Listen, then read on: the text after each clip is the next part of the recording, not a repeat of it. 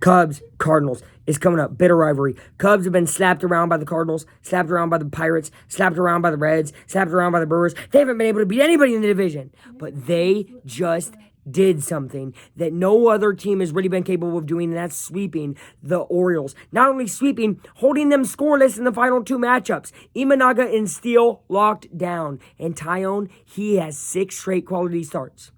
But against the Cardinals, you're not going to get to see all those faces. You're going to see guys like Hayden Mazeski. So you're thinking to yourself, okay, Luke, are they really going to be able to lock down, right?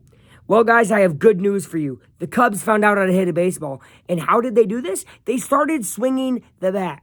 Okay, so you're thinking of Ian Happ. He's been the hero, right? He's been the savior. He's the guy I talked about probably a week ago, right? Okay, it's bigger than Happ. The whole first half of the lineup, really the first 3 guys have been hitting all year, and they've been putting up pretty consistent numbers. But after that, it became a lot of guys who were just watching strikes down the zone. When I watched that Cubs-Phillies game with my papa, which you remember, because I did a whole live stream. I mean, I did a whole vlog, whatever. I did a whole thing on it, right? We were watching the Cubs hitters just watch balls go by, watch balls go by, watch balls go by. 2 days later, they played the Phillies, and they went crazy. Scored, I think, 7 against the Philadelphia Phillies. Then did great against the Angels. Now, a lot of people are like, okay, Luke, we get it. They did good against the Angels. But they even lost the game against the Angels. Angels are terrible.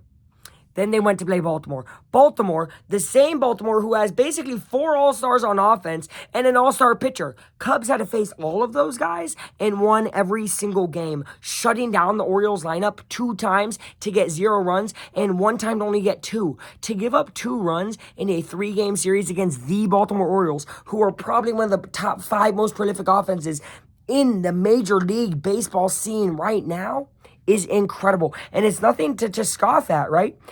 Cardinals have been hot too. They've been really good many times this year.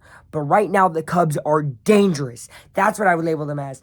And it takes a lot for me to say that. 4 straight wins is crazy. And I do think 8 straight wins are possible. But what do I actually predict? I predict a 3-1 series against Cardinals. Here's why. It's very hard to win a doubleheader, I think, period, in any sport, especially baseball. You're going to have to get 2 different pitchers, but you're going to use the same hitters.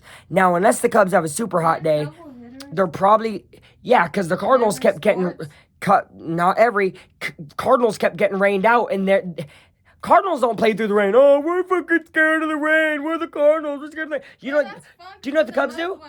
Do you know what the Cubs do? Cubs go, we'll wait 3 hours. We'll play after the rain. We don't care. We're the freaking Cubs. We're Chicago. We're the Cubs. Right. So Cardinals, guess what? You wanted to sleep? You wanted to sleep through the rain? You wanted to give us a doubleheader? Guess what? 3-1 right on your head. Cubs are going to be right there. But if they do complete the sweep, which again is a small possibility, if it happens, the Cubs will be 500 as well as the Cardinals, which would put the Cubs ahead of the Cardinals due to the most recent sweep. Incredible. Cubs could become second in the division right before the All-Star break, and then after the All-Star break would play the Brewers. What a way to go for the Cubs. It's going to take a lot, but I believe in Chicago. Happ, Morel, Dansby, Suzuki, Bush, all of them are going to hit, and the pitchers are going to pitch good. Relief pitching has even been good. Can you believe that? Freaking relief pitching. Chicago Cubs relief pitching. It's incredible. Go Cubs go. They're going to sweep the Cardinals. Chloe's getting mad. She's making fun of me for being too loud. I don't care. Cubs are going to win. Cubs are going to win. Cubs are going to win. Cubs are going to win. Go Cubs go, baby. Tomorrow's payday, baby. Yeah, tomorrow's another win. And the day after that's another win and another win. And then after that's another win. Cubs are going to sweep the Cardinals. And then they're going to go to the All-Star break. And then what this really leads to, my whole point of this video, seems like I'm ranting. Whole point of this video, the Cubs are not going to be sellers at the deadline. I've heard everybody say it. Deadline sellers. They're sellers. They're sellers. They're sellers. They're not. They're not sellers. They are going to buy at the deadline. And I've seen Guerrero's name being brought up, Vlad Guerrero Jr., and I love it. And I would love to get him. Maybe he's a DH role, big power bat in the lineup. And I'd love to get Mason Miller from the Athletics if somehow he's available. I'd love to get 1 relief pitcher, 1 power bat, and go into the second half of the season and finally secure a wild card spot after the disastrous end of last year, and this time secure the wild card. I think the Cubs can do it. It's going to be tough. National League is very stacked this year, but if there's ever a time for the Cubs to do it, it's July. Why you lie? It's July. Goodbye.